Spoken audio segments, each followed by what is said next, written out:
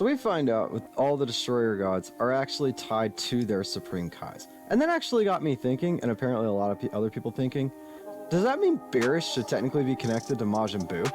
And I'm going to try and explain that line of thinking in today's video, and we'll see if we can kind of sort this out. But hey guys, real quick, I know normally this is where I just flash a screen saying thanks for subscribing. Hopefully that'll lead into a sponsorship location eventually. But we are actually at 939 subscribers, and I'd really like to hit 1,000 before the end of the year, and we could totally do it. All you guys have to do is help me out by hitting that like button, and let's go ahead and get into the video.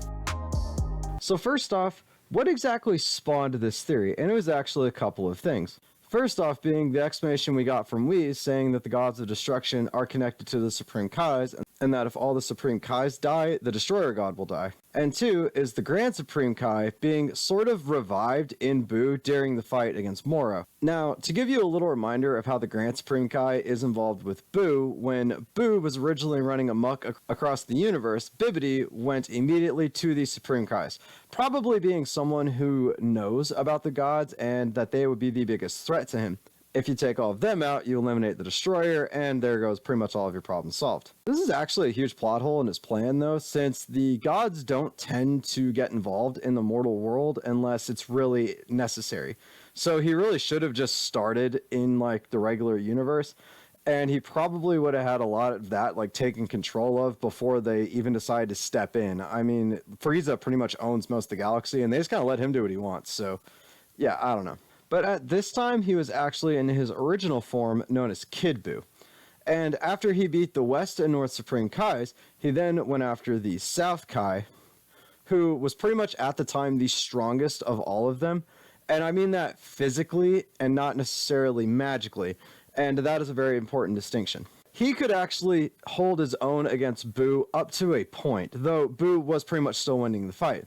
Now, because he could hold his own against Buu, he actually became the first person to fall to Buu's absorption technique, thus turning Buu into what I like to call Buff Buu. Then he went after the Supreme East Kai, the one that we know as Shin, and when he was about to kill him, the Grand Supreme Kai, or Daikaio, appeared on the battlefield and attacked Buu, causing enough damage to buff Buu that he chose to absorb him as well. And that was an idea that immediately backfired for Buff Buu, because this essentially created Fat Buu, and this is the actual Majin Buu that we were first introduced to. But what this did do to Buu was it actually weakened him from all of the kindness and good nature. Also, like, the Grand Supreme Kai's intelligence and knowledge and this greatness actually combined with the basically primal instincts of Buu to create this kid personality that was almost impossible to control. So Bibbidi just decided to seal him away eventually. And a little side note here is, once again, this doesn't actually make sense, because if you ask me, since this technique literally never works in this way again, he really should have stayed as Buff Buu, because Buu, whenever he absorbs somebody, he just basically takes on the appearance and the traits of the strongest person he absorbed power-wise. And at that time, I believe South Kai was actually more powerful than the Grand Supreme Kai, but you know, it is what it is. But now, Buu has absorbed 2 of the Supreme Kais and basically making them part of himself. And as you might recall, if you watch my Gods Explained video, full video by clicking the card around here somewhere, a God of Destruction is connected to all of the Supreme Kais within his universe. So the question is, does this include Majin Buu, since at a minimum, some of Daikaio appears to still be in there somewhere? To answer this, we need to go over exactly how Buu's absorption technique works. And basically there are 2 ways Buu can absorb someone. One, he can turn them into chocolate and eat them. And we only see this method succeed one time when Evil Buu uses it on Fat Buu. Then the other time we see him possibly try and use this method is on Vegito, but it doesn't work this time, or he might have just been trying to kill him. We really don't know if this method would work on anyone other than Buu, since he's the only one we actually see it work on. So then 2 is he will use a detached part of his body to surprise an opponent, latching onto them, then basically growing and engulfing them completely. Once it completely takes over them, Buu will recall it to his body, will recover him, and he will then transform. Then we find out when Vegito goes inside of Buu, after Buu tried to absorb him, that the people he absorbs are actually shrunk down, put into a coma, and basically stored in these pods, and as long as they're in there, he can actually use all of their attacks as well as access all of their memories. And the last bit of relevant information here is he will take on the appearance of the most powerful person he absorbs at the time. Now, following along this means that Fat Buu should still have 2 Supreme Kais inside of him, just in pods, right? Well, the answer to that is we really don't know, since we never went into Fat Buu. We only went into Evil Buu, but we can kind of infer some things from that particular visit. And that's pretty much that, like, one, when Goku and Vegeta start pulling pods from within Evil Buu, he starts to revert back through all of his transformations. All of this culminating in them removing Fat Buu from within Super Buu, and this causes Evil Buu to revert into his Buff Buu form, then revert all the way back into Kid Buu. Now, this raises a couple of scenarios. The first being that when Majin Buu split in two with his good and evil forms, South Kai actually went into his evil side, and this would explain why Evil Buu was stronger than Good Buu, and explain why we see Buff Buu.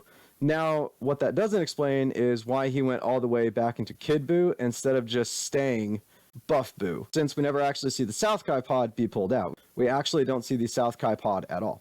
And I think I have an answer to that, but we will get to that in a second. It also infers that we don't see Fat Buu because he was actually removed, and that we see Buff Buu because of Fat Buu. Since South Kai had a more physical power than Daikaio did, while Majin Buu was still kind of within him, that transformation would have just reverted him back to South Kai as opposed to Daikaio. But it's kind of a little bit confusing as to why he skipped these particular transformations. Unless Daikaio and South Kai are actually still just within Fat Buu, and thus when those were pulled out, he just went all the way back. But the appearance of Buff Buu is just kind of throw a little bit of a wrench into a lot of this, and those are just a couple of the explanations that I can kind of come up with myself. But now either of these could be the case, but we never see a separate pod for South Kai, like I said, in Evil Buu. So I'm just going with the most likely, and that this would imply that there are still 2 Kais inside of the pods within Majin Buu. But is that right? And it does kind of appear that way, but we do at least have one other thing that we need to take into account, and it's time travel. It is always time travel. Okay. So when Trunks returns from the future to recruit Goku and Vegeta to help him fight Goku Black, and they ask him about Buu, he explains that it isn't Buu and tells them about how he defeated Deborah and Bividi and put a stop to Buu's awakening. But why exactly is this even relevant, yes? This just means that Buu never wakes up. It doesn't change the fact that he absorbed the Kais. Also, it's an alternate future. Who's to say that he's even Fat Buu inside of the pod? And to that, I say, very good points. We don't see him, so we can't say definitively, but the only argument I have here is the split for most of the future Trunks timelines involves androids, which this Trunks timeline definitely did, and since Buu was imprisoned around 5 million years ago, we can kind of assume that Buu was probably the same Buu inside of the pod that we see, because that happened well before the virus would ever have attacked Goku. But the real reason why this is relevant is because in this universe, Goku Black, as well as Zamasu, have killed all of the gods. This includes the Supreme Kais, as well as the Destroyers, and in this universe, that actually does include Beer. But if the Supreme Kais are still alive inside of Buu, just in a coma, then Beerus should not have been killed by Zamasu. Unless somehow this Zamasu could use Hakai, but we never see him do it. I mean, if he could have, he would have used it. So he most likely didn't, because he didn't use it on Goku and Vegeta. So then this means that they are actually dead and not in the pods within Buu, directly contradicting how we saw it work in Super Buu. But now, if they're not in there, then how did Daikaio come back when the Galactic Patrol hypnotized Buu? You know, one of the 2 things that spawned this entire theory. Luckily for all of you, and my sanity, because this took a lot more thought process than it should have, I believe there is a pretty easy answer, that being that both are actually true. So here's how this works. Based off of everything we went over in the video, when you first get absorbed into Buu, you are put into a coma in the pods inside of Buu. If your pod is removed, soon enough you get freed and Buu will change to the next strongest person absorbed after you. But if you don't get freed, eventually the absorption becomes permanent, with your body permanently becoming part of Buu and the transformation becoming permanent. Now, I don't know what this means for your soul. It's entirely possible it doesn't move on and just becomes part of the new being, there's just not enough information, but this does explain why Evil Buu reverted all the way back to Kid Buu when all of the pods were removed, and why Zamasu was able to kill Beerus in the Future Trunks timeline. It also explains why Daikaio's memories and personality were able to be brought out of Buu through the hypnosis. His consciousness makes up a part of Buu, and that specifically was brought out to the surface. It also explains why he didn't just stay out once he was given his freedom, because he actually couldn't, because he is just a part of Majin Buu. But this also, I think, definitively answers our question that we just went through this whole explanation to get to.